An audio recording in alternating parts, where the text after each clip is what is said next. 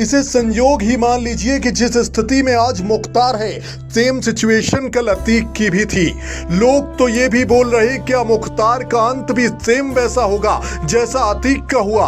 दो भाई थे, अतीक और अशरफ, और दो भाई हैं मुख्तार और अफजाल। अतीक का बेटा था असद और मुख्तार का बेटा है अब्बास। असद का एनकाउंटर हुआ, 48 घंटे के भीतर ही अतीक और अशरफ भी निपटा दिए गए।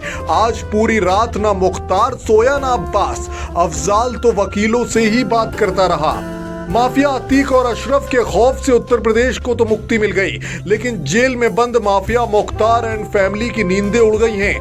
पूरी रात करवट बदल बदल कर सोने की कोशिश कर रहे मुख्तार को नींद नहीं आई। वो पूरी रात अपनी बैरक में ही टहलता रहा। कभी खड़ा हो जाता, कभी बैठ जाता, कभी कुछ सोचने लगता। जेल के बाहर पहरेदारी कर रहे सुरक्षा कर्मियों से भी कुछ पूछता और फिर चुपचाप एक कोने में जाकर बैठ जाता। अतीक की मौत से सबसे ज्यादा चिंता मुख्तार को ही हो रही थी। पूरी रात लगभग यही हाल मुख्तार के बेटे अब्बास का भी रहा, और वो भी सोने की लाख कोशिशें करने के बावजूद नहीं सो पाया। बार बार सुरक्षा कर्मियों से पापा का हालचाल ही पूछता रहा। इधर योगी का माफिया अतीक को मिट्टी में मिलाने का प्रण पूरा हुआ। उधर बांदा जेल में बंद मुख्तार अपने बेटे अब्बास और बहू निखत की खोज खबर लेने लगा। अतीक और अशरफ के मारे जाने की खबर सुनते ही उसकी आंखों की नींद उड़ गई। मुख्तार परेशान हो गया और उसे अपने बेटे और बहू की जान की चिंता सताने लगी। वो जेल कर्मियों से पूछने लगा कि कहीं मेरे बेटे के साथ तो कुछ नहीं हो गया। साथ ही जेल कर्मियों से वो अतीक और अशरफ के मारे जाने की खबर की पूछताछ भी कर रहा था। वहीं 80 किलोमीटर दूर अब्बास भी अपने पापा मुख्तार की जान की चिंता करने लगा। उसकी भी नींद उड़ गई और अल्लाह से फरियाद करने लगा, या अल्लाह मेरे अब्बू को सलामत रखना।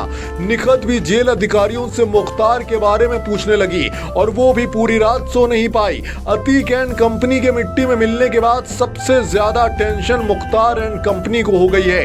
अतीक और अशरफ के मरने की खबर के बाद मुख्तार फैमिली तो नहीं पाई, पूरी रात जाग कर ही काटी है। दरअसल माफिया अतीक और उसके भाई अशरफ को अपराधियों ने गोलियों से भून दिया। 2 दिन पहले ही उसके बेटे असद को योगी की पुलिस ने एनकाउंटर में मार गिराया था। खबर सुनकर बांदा जेल में माफिया मुख्तार और कासगंज जेल में बंद मुख्तार का बेटा अब्बास अंसारी पूरी रात सो नहीं पाया।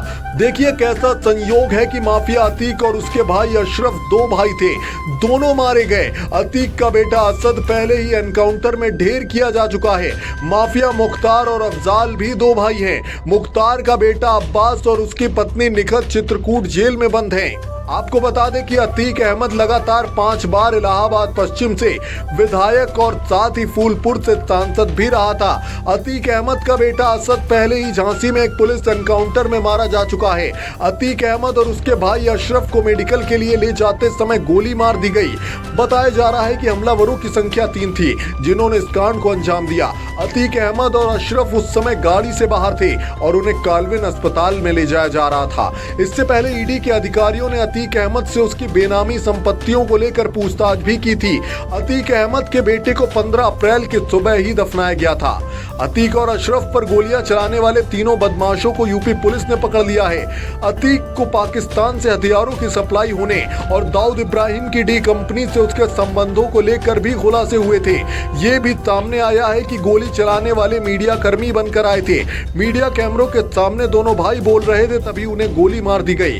अस्पताल वाले पूरे क्षेत्र को घेर लिया गया है और वहां तलाशी अभियान चलाया जा रहा है। हालांकि अभी यूपी पुलिस के अधिकारी बहुत कुछ कहने से बच रहे हैं। पुलिस ने सिर्फ जानकारी दी है कि 3 हमलावर आए और अतीक अहमद और उसके भाई अशरफ को गोली मार दी। अतीक अहमद ने 2 दिन पहले ही बयान दिया था कि मीडिया की वजह से ही वो जिंदा बच पाया है। मीडिया का धन्यवाद। अब पत्रकारों के वेश में आए अपराधियों ने ही उसे मार डाला। उनके